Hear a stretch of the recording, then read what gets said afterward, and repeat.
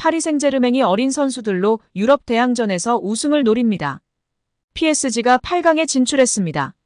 챔스 16강 2차전을 치러 레알 소시에다드에 2대1로 이겼습니다. 앞선 1차전에서 2대0으로 승리했기 때문에 합계 4대1로 여유롭게 8강행을 확정지었습니다. 이날 PSG는 어린 선수들로 선발 명단을 꾸렸는데요. 브래들리 바르콜라, 워렌 자이르 에머리, 루카스 베랄두 등 어린 선수들이 포지션마다 포진했습니다. 이날 선발된 11명 중 26세 이상 선수는 위카 에르난데스, 파비안 루이스, 우스만 덴벨레 등 3명뿐이었습니다. 구단 역사상 가장 어린 선발진이었습니다. PSG는 소시에다드와 16강 2차전에서 평균 연령 23세로 베스트 11을 구성했습니다. 심지어 이강인과 마누엘 우가르테 같은 유망한 자원들은 벤치에서 시작했습니다.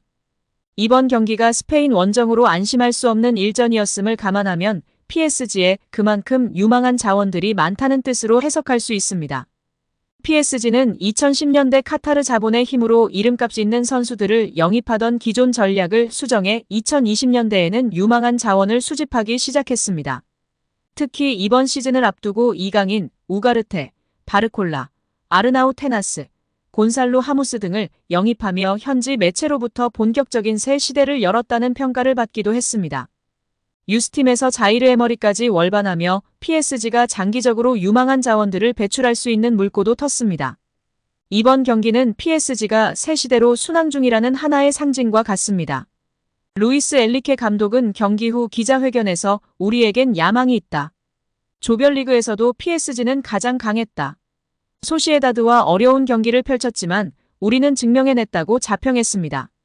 PSG는 이 기세를 이어가 사상 첫 빅이어를 들어올리고자 하는데요. 최근 10년간 우승팀의 평균 연령을 놓고 보면 압도적으로 나이대가 낮습니다.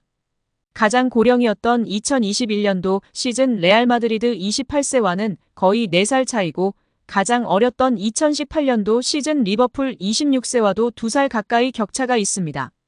역대 최연소 우승팀은 관련한 정확한 정보는 없으나 일반적으로 루이 파날 감독이 이끈 1994년도 시즌 아약스로 알려져 있습니다. 당시 선발진의 평균 연령은 24세가 되지 않아 PSG와 가장 비슷합니다. 최근 출전 시간이 줄어들기는 했지만 스타드 랭스전서 선발 출전에 풀타임 활약하며 주전 경쟁에서 완전히 밀린 건 아니라는 걸 보여줬습니다. 또한 이날 경기서 가장 돋보이는 활약으로 최고 평점 맹활약을 보여줬습니다. 이강인은 앞서 낭트전 61분, 스타드 렌전 45분, AS 모나코전 5분 출전으로 기회가 점점 줄어들었는데요.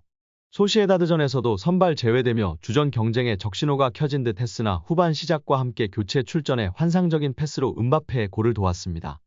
이강인은 추가 시간까지 포함해 약 49분 동안 볼터치 32회, 패스 정확도 95%, 키패스 1회, 기회 창출 1회, 피파울 3회를 기록하며 준수한 모습을 보여줬습니다.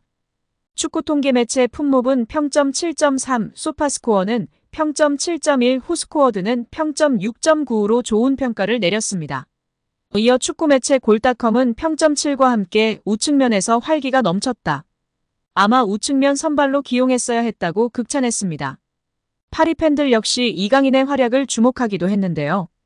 파리는 공식 SNS를 통해 음바페의 득점 소식을 알리자 일부 팬들은 이강인의 마법도 있었다.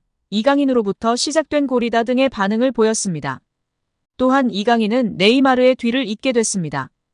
PSG 소식을 전하는 PSG 리포트는 이강인은 2022년 2월 레알 마드리드전에서 어시스트를 기록한 네이마르의 뒤를 이어 2년 만에 처음으로 교체 투입 후 어시스트를 기록한 선수가 됐다라고 밝혔습니다. 교체로 나온 이강인은 강한 임팩트를 남겼는데요. 축구 통계 매체 소파스코어 기준 이강인은 45분을 소화했고 키패스 1회, 패스 성공률 95%, 드리블 성공 1회, 지상 경합 승리 4회, 롱볼 성공 2회 등을 기록했습니다. 음바페의 어시스트를 도왔고 교체로 나온 선수들 중에선 가장 높은 평점인 7.1을 받았습니다.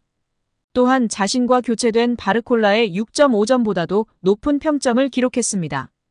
또한 유로 스포르트 역시 음바페가 멀티골을 터뜨리도록 도운 주인공이다. 여러 역할을 할 수 있는 그는 공을 잘 다뤘고 템포를 빠르게 만드는 귀중한 역할을 했다라고 덧붙이며 극찬했습니다. 챔피언스리그 2주의 도움으로 기록되면서 루이스 엘리케 감독의 눈도장을 찍는 등 다시금 클래스를 입증했습니다. 이어진 랭스와의 경기에선 선발에 복귀했습니다.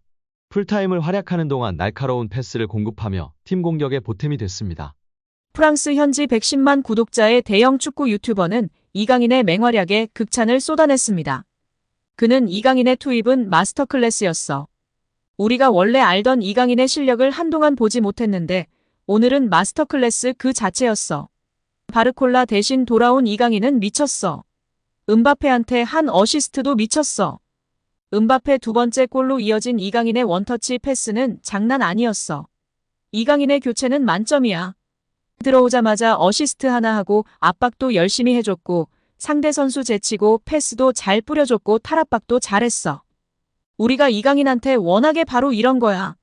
라며 극찬했습니다. 랭스와 아쉬운 무승부 속 경기 후 인터뷰가 공개되었습니다. 엔리케 감독은 항상 어렵지만 모든 경기는 어렵습니다. 그리고 랭스를 상대로 그들이 좋은 팀인 것은 분명합니다. 그것에 대해서는 의심의 여지가 없습니다. 그것이 대표하는 것에 대해 힘든 경기였다고 생각합니다. 그럼에도 불구하고 전세를 뒤집고 2대1로 올라갈 수 있는 기회를 잡았습니다. 그 리드를 붙잡지 못해 아쉽습니다.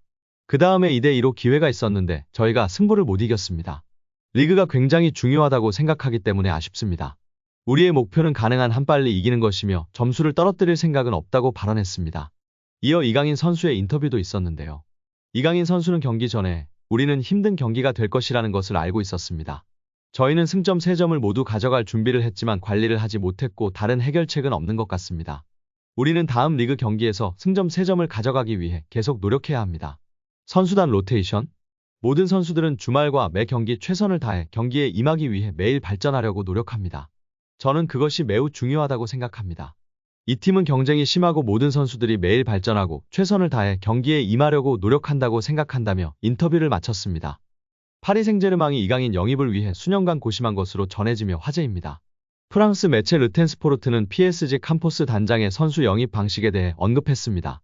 포르투갈 출신 캄포스 단장은 포르투갈 프리메이라 리가의 비센테 등 다양한 클럽의 감독을 맡았고 2012년에는 무리뉴 감독의 레알 마드리드에서 전술 분석가로 활약하기도 했습니다. 캄포스는 지난 2013년부터 2016년까지 모나코에서 단장으로 활약했고 이후 리를 거쳐 2022년 PSG 단장으로 부임했습니다. 르텐스포르트는 PSG의 지난 여름 이적 시장에서 주목할 영입 중 한 명인 이강인 영입을 위해 PSG는 2,200만 유로를 지출했다.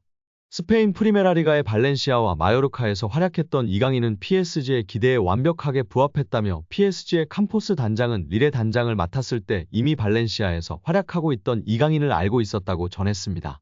이 매체는 캄포스 단장은 지난 2019년 이강인을 지켜봤지만 당시에는 이강인에 대해 확신하지 못했다.